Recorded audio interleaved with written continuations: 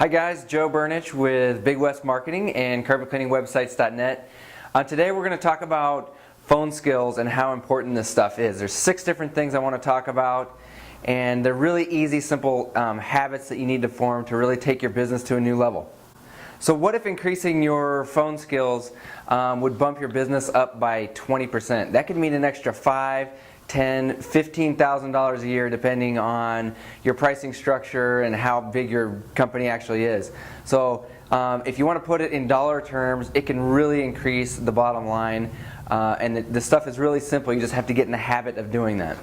Okay, and real quick, I want to tell you where I'm coming from. This stuff came natural to me when I started my business because I had a background in doing customer service over the phone, and also did 3 years of phone sales.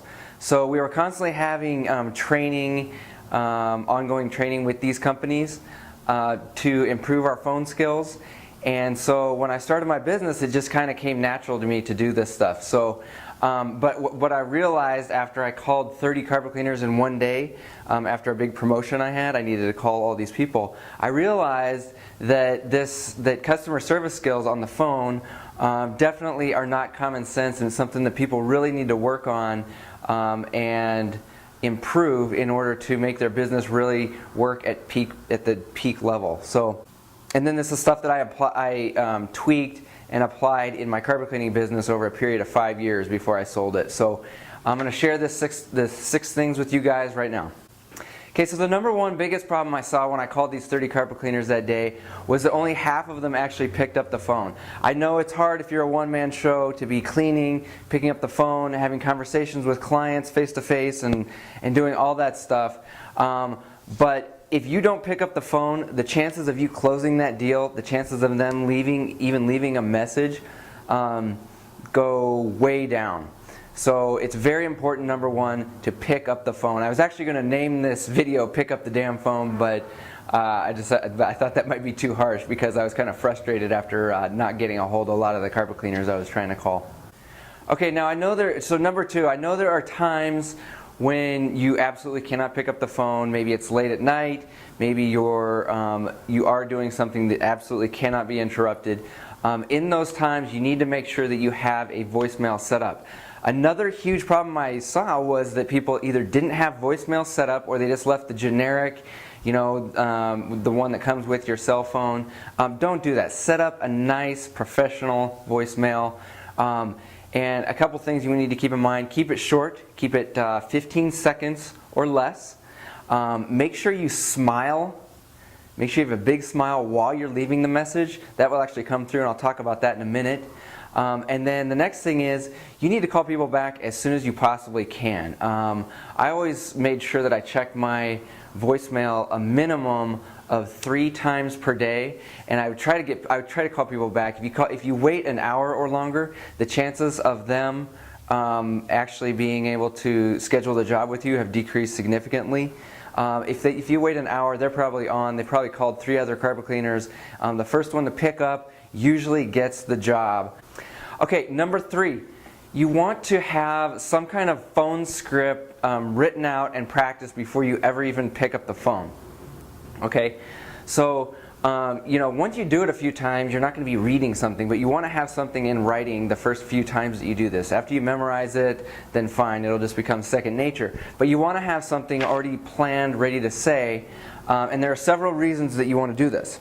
Number one, it's going to make you sound more confident, and the more confident you sound, the more confidence they're going to have in you, increasing the chances of you getting the job, even if your prices are higher than the guy they called before that didn't sound very confident, that didn't sound professional. So that's the next thing. It makes you sound more professional. We want to sound professional when we're on the phone, especially if we're a one-man show and we're competing with all these big franchises and stuff. You want to sound professional. A phone script will set that up for you.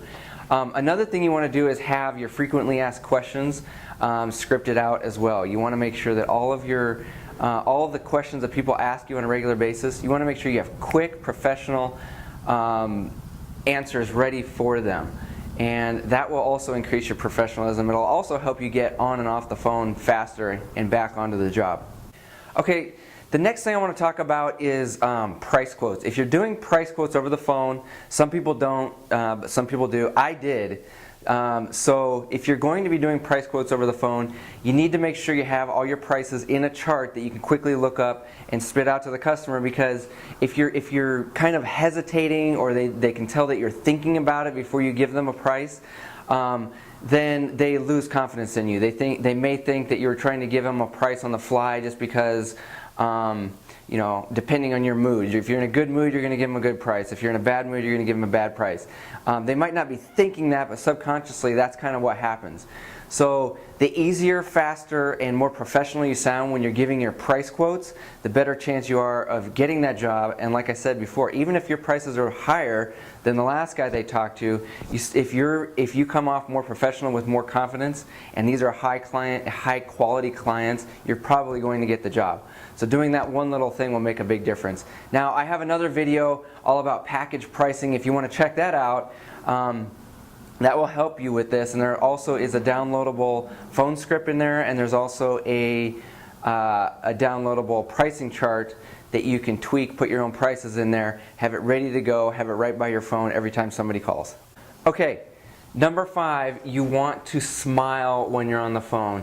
There have been numerous studies done by all kinds of customer service experts that have proven that people that smile more on the phone get higher sales and higher customer satisfaction. So it's very easy. Just get in the habit of smiling when you pick up the phone, and keep it going as long as you can. I forget all the time, but I have noticed that when I smile when I'm talking to somebody, the conversation goes smooth, it goes faster, and the client will respond better. So keep that in mind. Some companies even went as far as putting mirrors next to their employees' phones, so that they could look at themselves and check and make sure they are smiling during the conversation. Okay, last thing, number 6. Another important one that is backed up by all kinds of research. Always use the customer's name, and you can either use their first name. I like to use people's first names. Some people like to say, like Mr. Smith or Mrs. Jones when they're talking on the phone. That sounds a little bit more respectful.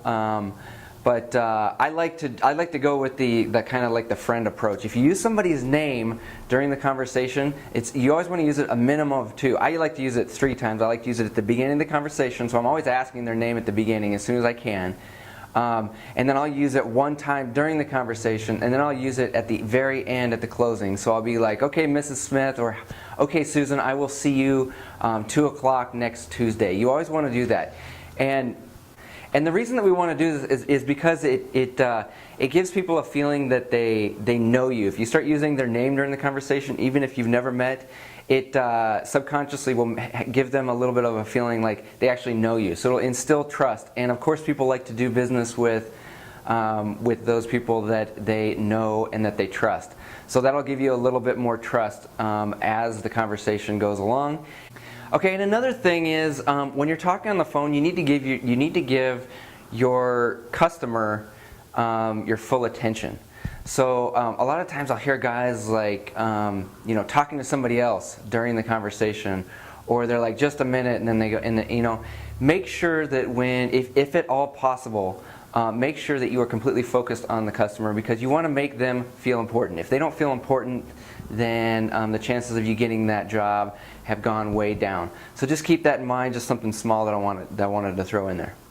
Okay, so these 6 steps might sound like a lot of work, but if you just implement them one at a time and kind of make them into habits, then it will be second nature and you won't even think about it. This stuff will just happen. And I promise you, it will increase your sales, it will increase your conversions. So I hope this helped, guys. Of course, if you want to get your phone ringing and you need a website, you need SEO services, give us a call, 406-493-1881. Once again, I'm Joe Burnich with Big West Marketing and CarpetCleaningWebsites.net. Thank you.